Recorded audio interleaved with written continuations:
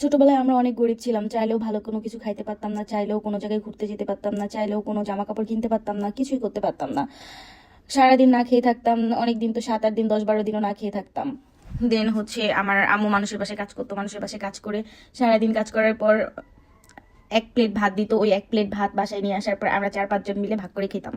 তো ছোটবেলার দিনগুলো এত খারাপ কাটছে, এত খারাপ কাটছে। আমার বাবা মানুষের বাসার বাথরুম পরিষ্কার করে করে টাকা নিয়ে আসতো, ওই টাকা দিয়ে আমাদের সংসার চলতো।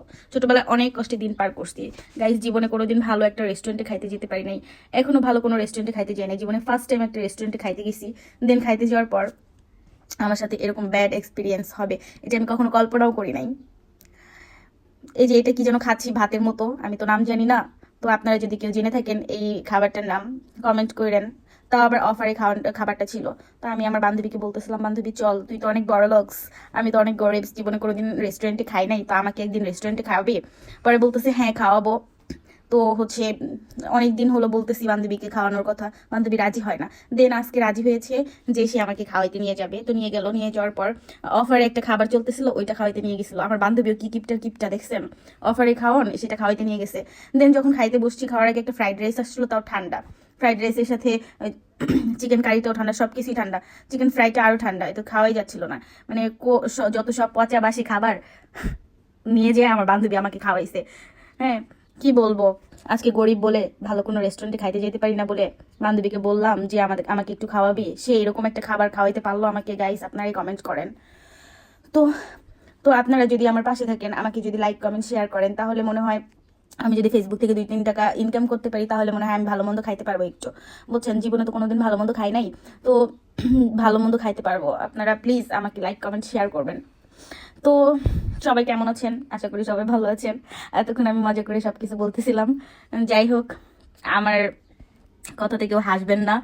তো কমেন্ট করবেন আপনারা যে আমার কথাগুলো আপনারা হচ্ছে সত্যি ভাবছেন কিনা। আমি জানি আপনারা সত্যি ভাববেন না, কারণ এরকমটা হতে পারে না। ফেসবুকে কিছু কিছু মানুষ এরকম কষ্টের কথা বলে, কষ্টের কথা বলার পর ভিউ কামায়। মানে ফেসবুকে এসে এরকম কষ্টের কথা না বললে নাকি ইনকাম হয় না, এটা কোনো কথা গাইস? আপনারাই বলেন। যাই হোক, তা আমার ভিডিওটা যদি ভালো লেগে থাকে আমাকে লাইক কমেন্ট করে আমার পাশে থাকবেন। আর আমি লোকেদের মতো মিথ্যা মিথ্যা কথা বলতে পারি না। কেউ আমার ভিডিও দেখলে দেখবে, না দেখলে না দেখবে, তাতে আমার কোনো কিছু চাইও আসে না। তোমরা চাইলে দেখো, না চাইলে দেখো না, চলে যাও, সেটা তোমাদের ব্যক্তিগত ব্যাপার। কেউ বাজে বাজে কমেন্টস করবা না। তাই তো হচ্ছে খাবার খাওয়ার পর ওই রেস্টুরেন্টের পিজাটা আনছিল, পিজাটাও একদম বিচ্ছিরি। কি বলবো, এটা রাস্তায় কুত্তাকে দিলে কুত্তাও খাবে না এই পিজাটা। হ্যাঁ, তারপরে আমি আর আমার বান্ধবী হাসাহাসি করতেছিলাম। তারপরে আমি আর আমার বান্ধবী খাইছিলাম 1-2টা। আর মোমোটা তো ঠান্ডা, একদম শক্ত হয়ে গেছিল, একটু মজা না গাইস। আপনারা যদি অফারে কোথাও খাইতে যেতে চান, সব দিক দিয়ে বিবেচনা করে তারপরে যাবেন, কারণ অফারের খাবার কখনো ভালো হয় না। যেগুলা বিক্রি করতে পারে না মানুষ, ওগুলাই মানুষ হচ্ছে অফারে দেয়, যেন মানুষ বেশি বেশি খায়, পাবলিক বেশি বেশি আসে, অ্যান্ড পাবলিক রেস্টুরেন্টে বেশি বেশি করে চিনে। এটা হচ্ছে বিজনেসের একটা টিক্স। এই বিজনেসের টিক্স যেই জানে সেই হচ্ছে ইনকাম করতে পারে, লাইফে কিছু করতে পারে। দেখবেন মানে মানুষ যখন অসাধু ব্যবসায়ী হয়, মানুষ কখনোই ভালোভাবে পরিশ্রম করে লাখ লাখ কোটি কোটি টাকা ইনকাম করতে পারে না। যারাই দেখবেন কোটি কোটি লাখ লাখ টাকা ইনকাম করছে, তাদের মধ্যেই ভেজাল আছে। ভাববেন যে তারাই অবৈধ পথে ইনকাম করে, হ্যাঁ, মানুষ ঠকায় ইনকাম করে। হ্যাঁ, তো আমার কথাতে কোনো ব্যবসায়ী কোনো কিছু মনে করবেন না। আছে ভালো খারাপ সব দিক দিয়ে, সবই আছে দুনিয়াতে। তো সবাই ভালো থাকবেন, সুস্থ থাকবেন। Thanks for watching my video.